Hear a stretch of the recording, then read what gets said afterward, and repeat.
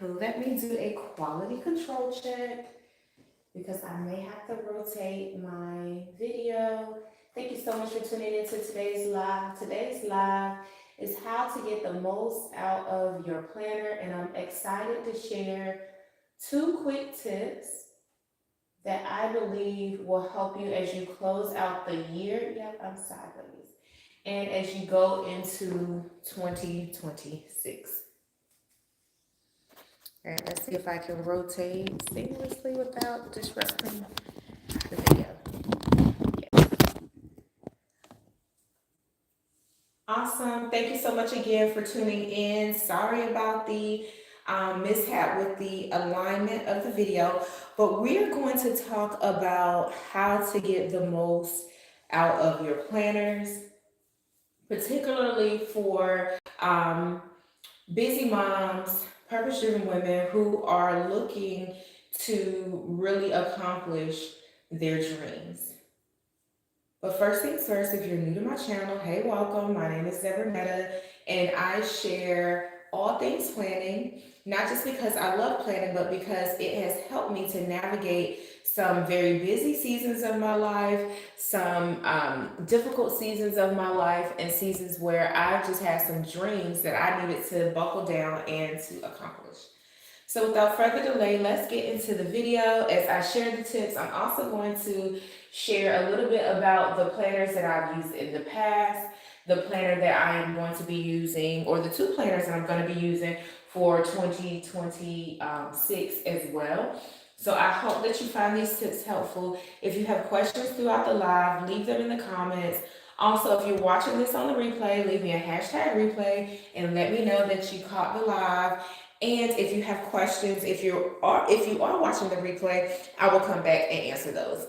All right, so let's get into this video. It's gonna be quick, but I think these two tips are very simple, but everyone needs this reminder, and I'm also gonna help you navigate the tips as well. So tip number one is to make sure that you get the most out of these supplementary pages in your planner.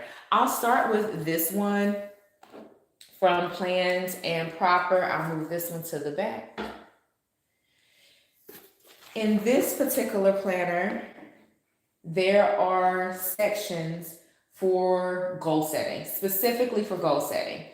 Some planners have goal setting sections, but they're not as robust as others. And what I mean by that, I'll start with this one. I didn't use the finance goal section because I had a separate planner for my budget and my finances. This planner is from 2023. This is a brand that I've used for several years. I have a ton in my keepsakes because I don't throw in my planners. I keep them. Sometimes I'll go back and look through them and just reflect on my life and how I've been able to overcome some things and just the things that I've been able to accomplish. So that's one of the beauties about planners. When you set up your goals, you're able to really capture the moment. You're able to capture your dreams, and you're able to see the steps that you took to accomplish the things that you set out to do.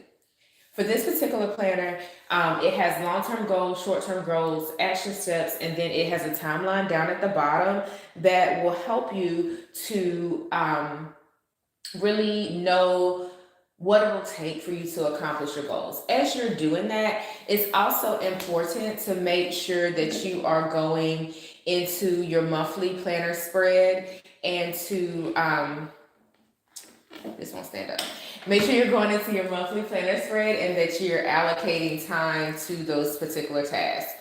The planner that I'm going to use for 2026, one of them, this is a Christian-based planner. It is from Horatio Printing. I hope that I'm saying that correctly, but this planner has a lot of personal growth sections, goal setting sections, and it has a pretty detailed, let me find it. It has a pretty detailed monthly spread and weekly spread section. So as you're capturing your goals, make sure that you go in and you put them into your actual planner pages. So because this planner is set up in this way, it's helpful when you want to capture your to-dos. You can check them off, you can put timelines, you can put additional details off in the white space. There's a dot grid section down at the bottom. And there's also just the daily section. I'm I'm not a huge fan now that I look at it of the kind of bullet journal setup, but I'll make it work. I typically prefer lines in my planner. The one that I'm using for 2025 or have used for 2025 is from Arrivista Planner, and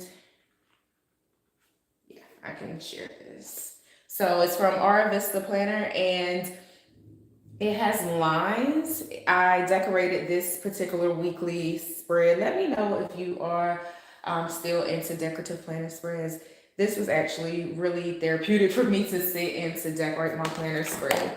But that's not the topic. So as you are setting your goals in the accompanying pages of the planner, make sure you're translating those into your month, your weeks, and your days.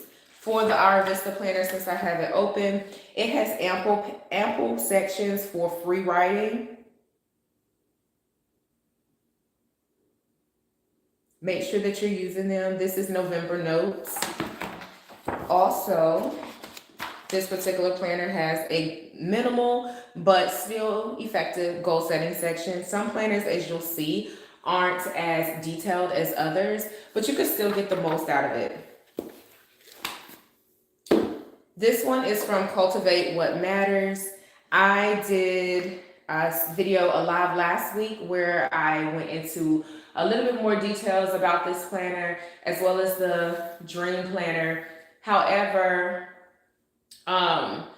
it's not, I haven't sat down to like really go through every single page of this particular planner that is specific to goal setting. I dropped it in my Instagram live and bent my page, so that's gonna annoy me. But that's for January. Before you even get into your monthly section, this whole entire first part of the planner, everything you see here is dedicated to goal setting. It has pages, prompts, helpful ways for you to reflect, helpful tips in terms of setting your goals. You can break them down into action steps.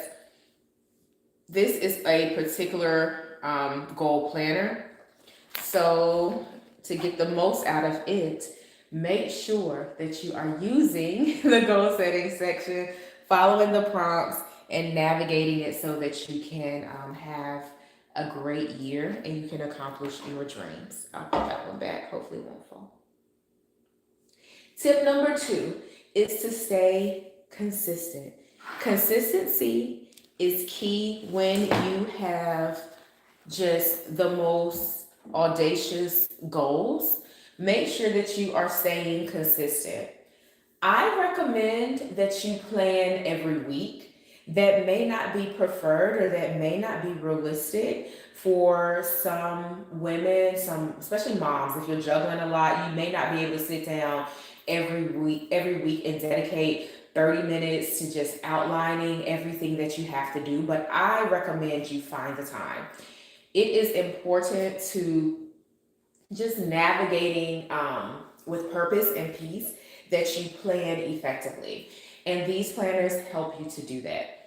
So if you take some time on Sunday, it could be Sunday evening, Sunday morning. I know for me, sometimes it's before I go to church. Sometimes it's Saturday. It just depends on when I record content. But I do recommend that you start your week knowing where you need to be, what you need to get done, who has appointments, what you need to do for work. For example, next week, I know that I have to attend an after work event. So that is going to require me to navigate some activities with my children. So, I mean, just having that overview of the week is very helpful. Next, when it comes to consistency, I recommend that you plan your month in the planner pages. So, for example, I'll just flip through to a month. For example, let's get to May, I think. Yeah, this is April. I'll flip to May.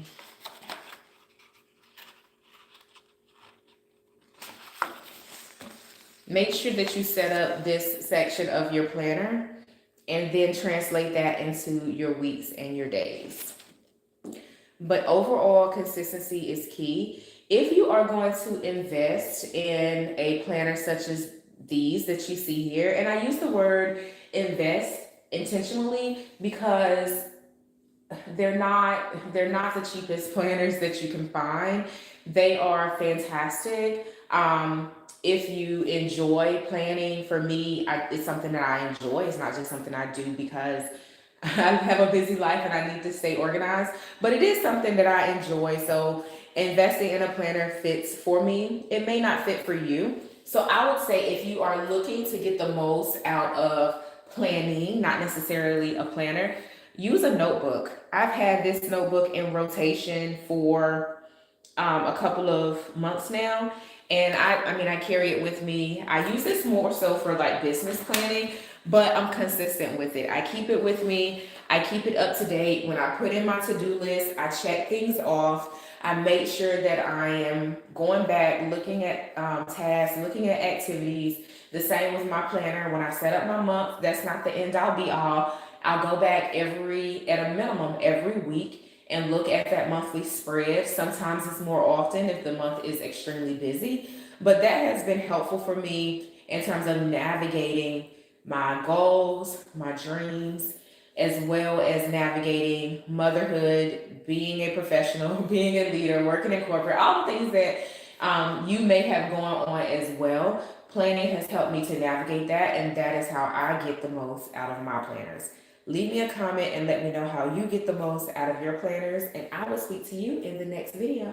Happy planning, y'all.